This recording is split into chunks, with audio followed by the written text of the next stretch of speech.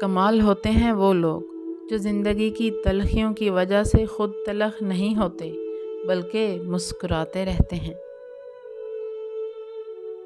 تمہارا رب جس چیز کو تمہارے قریب کر دے تو اس میں حکمت تلاش کرو، اور جس چیز کو تم سے دور کر دے اس پر صبر اختیار کرو۔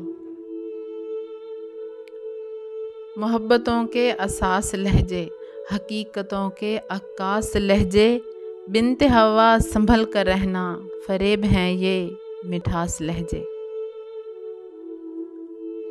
توکل سیکھنا ہے تو پرندوں سے سیکھو کہ جب شام کو واپس گھر جاتے ہیں تو ان کی چونچ میں کل کے لیے کوئی دانہ نہیں ہوتا۔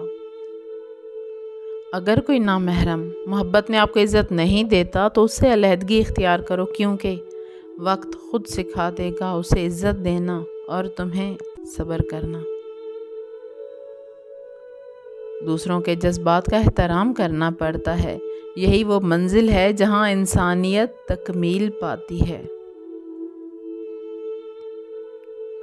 اللہ پر ہمیشہ بھروسہ رکھو، کیونکہ اللہ وہ نہیں دیتا جو آپ کو اچھا لگتا ہے، بلکہ وہ دیتا ہے جو آپ کے لیے اچھا ہوتا ہے۔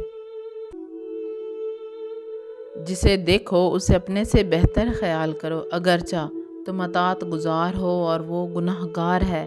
ممکن ہے یہ تمہاری آخری اطاعت ہو اور اس کا آخری گناہ۔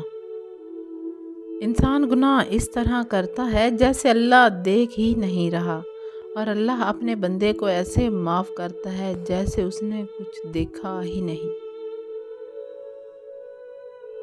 اگر آپ نے اپنی چاہت میں کوئی کسر نہیں چھوڑی مگر آپ کو پھر بھی وفا نہیں ملی تو اسے آزاد کر دیں، جانے دیں۔ یقین کیجئے دھوکہ دینے والے کی طرف محبت کبھی پلٹ کر نہیں دیکھتی۔ کوشش کیجئے اس میں کوئی تیسرا شامل نہ ہو۔ عبادت، محبت اور معافی پردے کی چیزیں ہیں۔ گھر کا سربراہ بننا اتنا آسان نہیں۔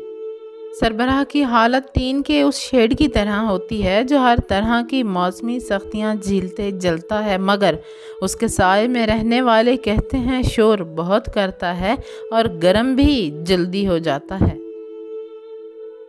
رشتے کمزور ہونے کی ایک بڑی وجہ یہ بھی ہے کہ ہم رشتے نبھاتے کم اور آزماتے زیادہ ہیں۔ دنیا کی ساری چیزیں ٹھوکر لگنے سے ٹوٹ جاتی، مگر صرف انسان وہ چیز ہے جو ٹھوکر لگنے کے بعد بنتا ہے۔ جس شخص میں وفاداری نہ ہو اس کے ساتھ رہنے کا مطلب خود کو ذلیل کرنا ہے۔ اپنے دل کو ماضی کے غموں میں مشغول نہ کرو کہ آئندہ کی تیاری سے محروم رہ جاؤ۔